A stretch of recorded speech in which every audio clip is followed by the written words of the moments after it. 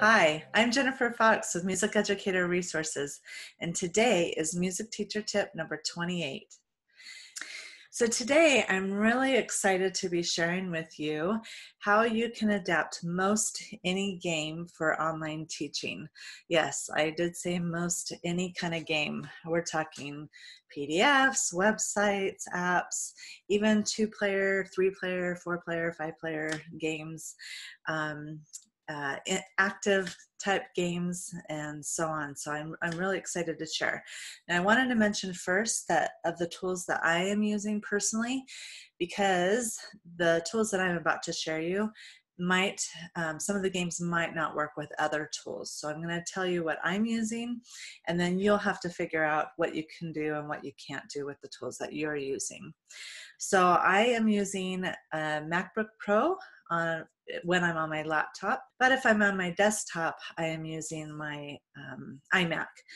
And then I will also occasionally use my iPad as well, and then I will be always using Zoom as my online platform. So just a little tip there as far as things to think about when I'm showing you different game ideas. You'll have to kind of see what platform you're using. If you're using a different online platform, it might not work at all. It might work a little bit differently. You may have to think a little bit more out of the box. And that's the key, is thinking outside the box. So first I wanted to start with some just easy games that you could do, mostly just, all around, no matter what platform you're using. One of my favorite ones that I have done over the years with students, and this game could be done just within a couple minutes, or it can be 5 minutes, or however long you have or want to do it, is Simon Says. So Simon Says, cop this rhythm. Simon Says, play measure 3. Simon Says, to tell me what note something is. You could really think of anything and have them do as Simon Says. And then, of course, Simon doesn't say. So that's a fun game idea that you could do. And it could take, like I said, just the last minute of a lesson, or you could do it longer. Another fun one that I've done over the years is I Spy. So I Spy can be used, you don't have to have a printout or anything for this game, although I do have some I Spy games that you could use, and I'll show you a little bit about that later, how you can use that. But an easy way that I've done with my students, and again, it could be the last minute or two of the lesson, is use their music. So I Spy in measure 3 a G, or I Spy a fermata. So they look for their fermata and tell you what measure the fermata is on. Or I Spy this rhythm. And then they tell you the measures that that rhythm is found. So that's super easy, of just using the music, the tools that they already have right there in front of them, and it also helps them become more aware. Now, if you have one of my I Spies, like I Spy Super Symbol, you can just share your PDF. Again, I'm on Zoom, so I'm sharing I'm on my desktop right now, so I'm on my iMac. So you can just share the PDF and just call out the symbols for them to find, and they can circle them. If you have the cards printed out with it, you can, you can just take a card to see which symbol you're going to call out, and then you call out. And then you're going to have them take the annotate. Once you share your screen, then you could have them take the annotate button. You have to have it shared first before they can do this. So if they are on a mobile device, the annotate will be on the lower part of their device. And if they're on the computer or a laptop or something, then the annotate button will be on the top. So they'll just take their annotate and click draw or whatever they want to do. My students like to get fancy. Anyway, so if I said, okay, find the 16th note, they would look for the 16th note, and then they can circle it. So that's nice and easy. for an I Spy option that you can do using Annotate, or like I said, you just use their music. It doesn't have to be anything fancy. All right, rhythm activities. You can do these with rhythm instruments. If they have anything, you know, get out their pots and pans. I'm sure their parents will love that, but anything could become a rhythm instrument that they could do stuff with, including their body. So you could do body beats if you want. So have them come up with a creative body beat with a measure in their music. So if their measure is normally, okay, that's easy, quarter, quarter, quarter, quarter. They can do a body beat. So have them create one. Be creative. I'm not doing like they could pat, you know, whatever. Using their feet, etc. So you could do a lot of fun, different things, just utilizing body beats and including their music in some way. Do rhythm claps and rhythm tap backs. So if you're doing a rhythm, I always tell them to wait till my hands are on my lap before they clap back. So you could do that online as well. Rhythm dictation, you can do that as an activity, have them hear the rhythm and actually dictate it to you using the whiteboard tool on Zoom. And so all you do is you go to share screen, and then there is a whiteboard option, and then they can take that annotate button and they can dictate, do some dictation on the whiteboard that you have up. And you can, if you have a staff, a PDF staff in some way, you could just share that, download or upload, share your screen showing a staff. I think I got one from, I think it was Samantha Coates that shared one. I'll show you it. Here it is. Okay. So then here, you know, here's the staff already there. So it's nice and easy. You could choose the ground staff right here. And then all of a sudden all you have to do is you're drawing in your notes or selecting. There's a circle button under the draw that you can select and make notes super easy on that staff. So I know I have a lot of staff paper, digital staff paper, so that would be really easy to have that handy, ready to go. Another teacher shared with me that she uses a PowerPoint and then has the movable graphics, the note graphics and treble clef and bass clef and all that stuff on the PowerPoint, and that she can move them around really quickly and share those. So I thought that was a great idea as well. So you could do that. Worksheets. Any worksheets that you have can become a game. Sprout Beat, if you're familiar with Sprout Beat, she has a ton of worksheets that you can use and utilize them just using that annotate button. I love that. Any PDF games that you might have, I'm going to go ahead and show you our new Donate Pete game. It's Donate Peter. This is our Easter version of the game, where students, how we played this. So you can, like I said, with everything, think outside the box. So normally when we play Donate Peter, students are here in a group setting live. And one person will leave the room while the group is picking who is going to be Peter or whatever it is. Sometimes it's Frank if it's Halloween, or Saint Nick if it's Christmas, or whatever it is. Anyway, so we're picking a note that is going to represent, in this case, Peter. And when the person comes back, then they are guessing, okay, is G Peter, is F Peter? And when they finally pick Peter, we all yell, "Don't eat Peter." Well, because we're doing this online now, I am the one that is picking Peter. And then each, in this particular group setting that I have going on that I'm going to show you, this was an online group class that I did, each took a turn of who they thought was Peter. So it worked out really well, and I just thought I'd share it. G. Treble G. It is not treble G. All right, Sochi. I think it's C. Like middle C or base C? -2. Oh, middle C? Okay. Yeah. It's not middle C. Ugh. Okay, Lana or Alexis. Okay, treble, what note is that? D. Okay, so treble D, it's not treble D. All right, Callie. I don't know. Okay, mine's the green. Okay. Yes. Don't eat Peter.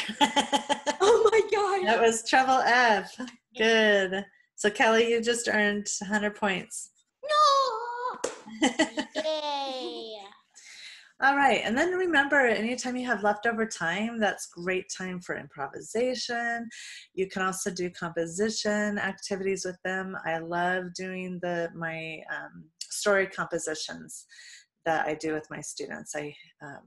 Most years we do a story composition where they're creating a story and composing a melody along with the story.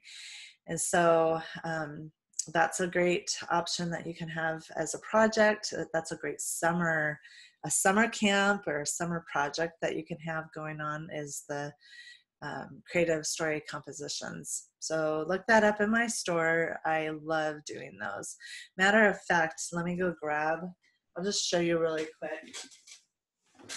If you're not familiar with story composition, so here is a little book, and then the students, what they're doing is they'll color the page, and then they'll write a little something there, and then they'll draw the notation for that page. So they're creating literally a little storybook. So this one says, "Step right up, it's a fun day to spend at the carnival." And then it has a little seconda there for their notation. And then the next page, they have something else. So I have a bunch of different things that you could look at, but this can easily be an easy summer camp or summer project that you can do with your students. So just a little thought there. Kahoot. Oh, I love, love, love Kahoot. So just a little background on Kahoot for those who don't know what Kahoot is.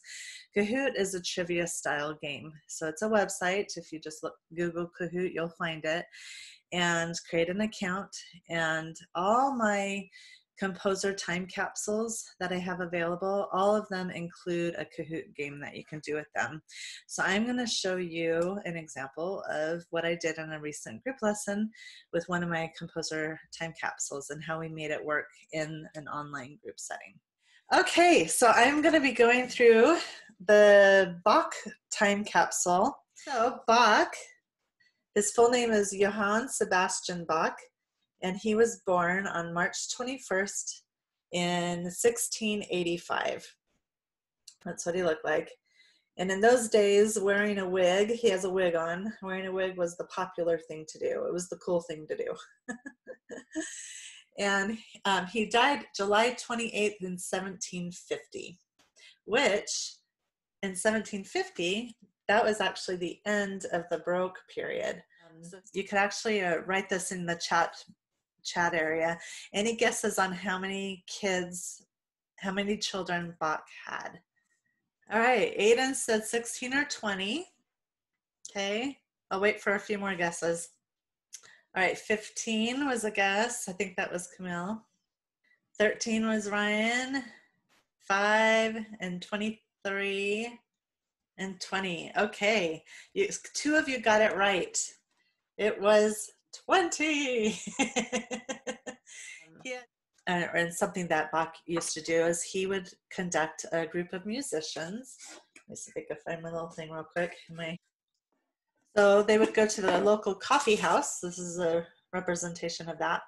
They'd go to the local coffee house and would perform for other people. So kind of like if you ever went to Starbucks and you would see musicians performing there, that's what Bach did with his friends when he, back in the 1600s. So kind of fun. So this is representing the spaceship Voyager. Okay. So in 1977, the spacecraft Voyager went into space carrying 3 recordings of Bach. And this was to help remember him and his music and all that he has contributed to the world in music. I'll go ahead. I'm going to unmute you guys one at a time, and you can tell me what your favorite fact was, okay? So first we'll start with the Martins. So Andrew, what was your favorite fact? My favorite fact was that he had 20 kids. 20 kids? Awesome. Okay, Claire. That was mine. It's just interesting. It's like, yeah. Okay, I'll mute myself. Okay. All right, let's go to Ryan. Go ahead and unmute yourself. Okay. That he went to jail because he quit his job. He tried quitting. Yes. That was crazy. Okay, Luke. Go ahead and unmute yourself. That he walked 200 miles. Yes, that was awesome. So you'll want to go to either the Kahoot app or the kahoot.it. Game pin is 1425547, and then just type in your nickname. Okay, so how many children did Bach have? I know everybody has to get this right. Good job.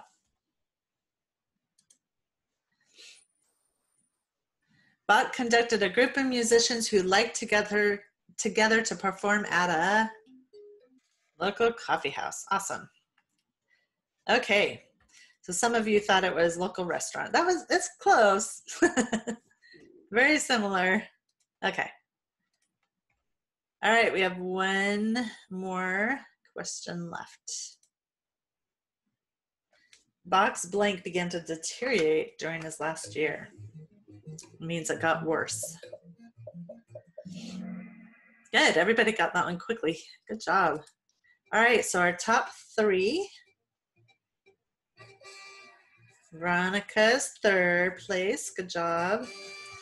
Luke is 2nd. And Saya is 1st. Good job, everybody. You did great. Runners up is Aiden and Julia. Nice. So the great thing about Kahoot is you can create your own Kahoots, right? Create your own trivia questions, but there are a ton of trivias out there that you can use that other teachers have made. So you just type in the search bar whatever you're looking for. So if you're looking for music note reading, type that in the search bar, and there's probably going to be a bunch of Kahoots there that you can have your students do. The other little tip that I want to mention on Kahoot is while this can be done live and it's so much fun to be done live, you can also assign a Kahoot to be done later. So if you want to actually give a Kahoot as a digital online assignment after they are learning or during that week, maybe it's an online lab assignment or something, all you do is you click play and then you click the assign button. The assign button is going to give you the option to set a deadline. So you want to set a deadline of when you want the student to complete their Kahoot trivia game. And then it will give you the link or a code to share. So then the student will just go in and click that link or type in the code, and all they need is the one device. They don't need 2 separate devices or anything. They just need the one device, and then they will be able to play the Kahoot, which is really cool. Okay, so in the setting that I just showed you on Kahoot, I told parents that they will need to have at least 2 devices. If they have more, if there's siblings there in their family, and they have more devices, they're free to use more devices and have their own device. But if they don't, I just had siblings partner up. So one device could be a laptop or a desktop or a mobile device, a phone, iPad, tablet, whatever. And the second device could be the same. One device needed to be to see me on Zoom, and then the other device needed to be to use for Kahoot. And the reason why they needed the 2 devices is they need to see the question that it's asking in those color codes, because when you're answering the question in Zoom, when you are on the Kahoot app and playing the game, it will only show you colors and shapes for the answer. So on the Zoom, it's going to show them the question, and then it will also show them the answers that correlate with those colors and shapes. So for example, if the question was, how many children does Bach have? And the first answer was 20, and 20 was red with a triangle, then on their Kahoot app, they're going to answer 20 red. They're not going to see the number 20. They're going to just see the 20 with the triangle. So then they'll answer that. So that's why it's important that they need to have 2 devices. So speaking of devices, let's talk about apps. So I mentioned briefly in my online setup that you can use NoteRush, or there's NoteQuest that is also similar as far as the student naming their notes, playing it on their piano.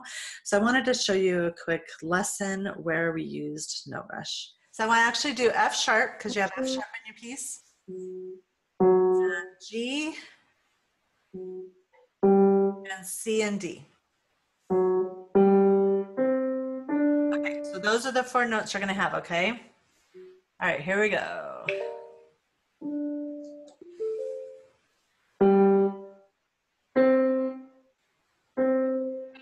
There we go. Okay.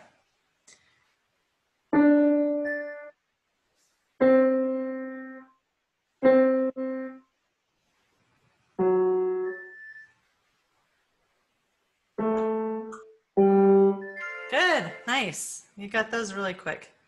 So with this particular lesson, I noticed that for some reason the middle C wasn't being picked up on her end for whatever reason, and because it was in tune, but for some reason it just didn't want to pick up her middle C.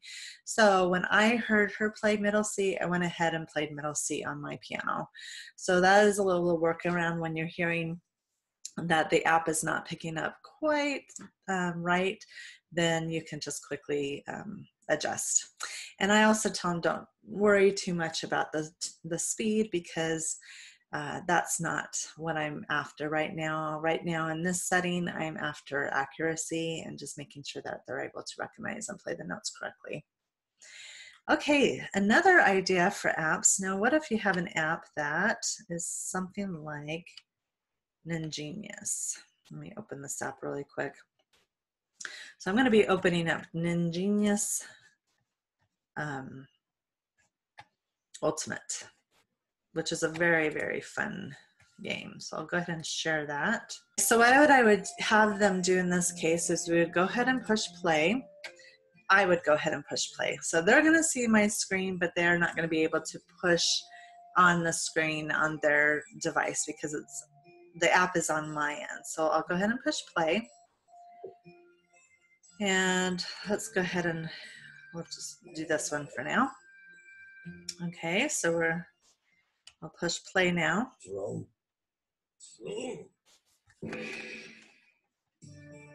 So what I'm going to have them do is actually answer with the annotate button. So they'll see a C here, and I'm going to answer with a C by circling it. This would be the student doing this.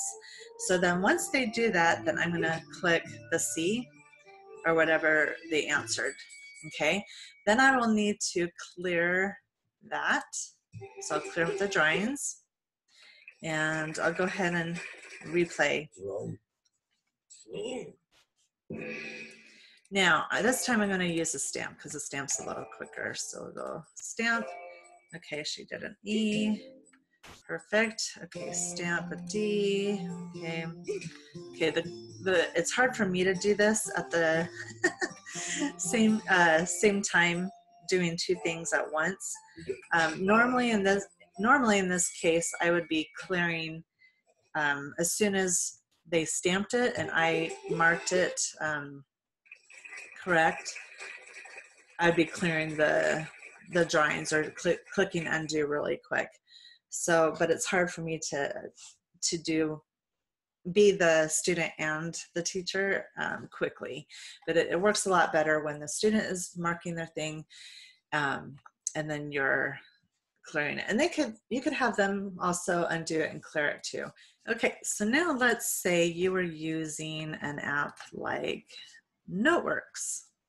So I will push play on the teacher's end of the iPad, and when a student is watching this, because this is a MIDI enabled app, so they're not going to be able to play, and you're going to hear what they're going to do is they're going to name the note, so F, and then you're going to go ahead and push the F. They're going to say G, you're going to push the G. C, E, C, F, D, E. Now if they say it wrong, so say like they say this is a B, then you need to push whatever the note that they said is. So if they say it wrong, then it's wrong. F, G, C. Okay. So hopefully that gives you the gist of being able to use apps. A lot of the apps that you can still use, you just have to think outside the box, literally outside the box. They're not going to be able to touch the screen. However, they can interact with it. You're going to be the one that's actually doing the touching. So I've used rhythm apps where I've had a student, see the rhythm on the screen and then had them play the rhythm on the piano or clap the rhythm. So things like that work. So again, think outside the box. And a lot of times when that annotate button, I tell you, that is like the miracle button when it comes to the possibilities that you can do. Speaking of which, another idea that you can do and still, I should say, still be able to do even though you're online is like 2, 3, 4 player games type things. Now I showed you already how I converted Don't Eat Peter into an online game with students, but also if you have a board game, for example, and it's a PDF version of the board game. I'll just get this one up. This is Reach Beyond the Stars. So you can ask the question that's in the PDF. So for example, in this particular game, we have some hands-on stuff as well. So play an improvised pattern, saying the interval and direction. What key has no sharps or flats, or whatever they're doing and answering. You could still, you both can play the game, or they can play by themselves, or you could do this in a group setting using the annotate button again. So I would maybe choose a stamp in this case, and if I was going to be a heart, and then I answered my question and I got it right, so now I can move up 3 spaces or whatever, because you can roll the dice, or there's apps on there on sites that are free where I have one called, I think, Roll the Dice. It's a free app. I'm pretty sure it's called that or something like that. Anyway, they can download an app, or if they have a dice at home, they can roll the dice at home. Chances are high that they're going to have dice at home. So they could roll the dice, and then if they get it right, they just undo that shape and they go 1, 2, 3, and then they just move up the board. So it's super easy to even play board games if you have a PDF of the game. So the key is you could keep it as simple as you want, as simple as just showing a card up at the camera and having them answer. I gave an example of this in the last video I did on my online lesson setup, so you can go see that if you want. Or utilize, like I said, utilize the share button and the annotate button on Zoom. That will open up a whole world of other possibilities when you do that. Oh, which reminds me, I wanted to just touch on a quick subject when it comes to sharing. If you are using just an iPad and you're wanting to share your iPad, iPad sharing on Zoom is very limited at what you can share. So you can share a website. There's some fun websites that you can do. Music Tech Teacher is full of different games that you can do with your students, and again, adapt it outside the box, and different things like that, but it's very limited. There's not a whole lot of things you can share. So it's actually, you're going to get a lot more usefulness and a lot more options when you are screen sharing from a computer, whether it's a laptop or a desktop. So just a little something to think about. So I hope this tip has been helpful and have started to give you some more ideas of what you could do with students online. This opens up the possibilities of online camps, summer camps. Summer is coming up and you can do a lot of different things with summer camps, even online. It opens a lot of possibilities for group classes as well. So yeah, we can have fun online. It's awesome. All right, I hope you enjoyed this tip. Happy online teaching. Bye.